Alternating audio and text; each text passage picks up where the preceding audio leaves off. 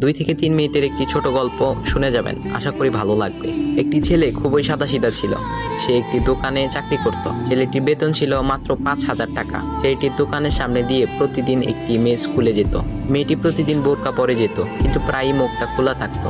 একদিন হঠাৎ করে ছেলেটির নজর পড়লো মেয়েটির দিকে। এভাবে বেশ কয়েকদিন যাবার পর মেয়েটি বুঝতে পারলো ছেলেটি তাকে লক্ষ্য করে। মেয়েটিও বাঁকা চোখে ছেলেটির দিকে তাকাতে শুরু করলো। ছেলেটি মেয়ের চলাফেরা দেখে মুগ্ধ হলো। আফসোস করতে লাগলো, ইস, যদি আমিও আজ পড়াশোনা করতে পারতাম, তাহলে সাহস করে মেয়েটির সাথে কথা বলতে পারতাম। মেয়েটি বুঝতে পারলো ছেলেটি তাকে ভীষণ পছন্দ করে। তাই একদিন মেয়েটি ছেলেটির দোকানের পাশে দাঁড়িয়ে রইল।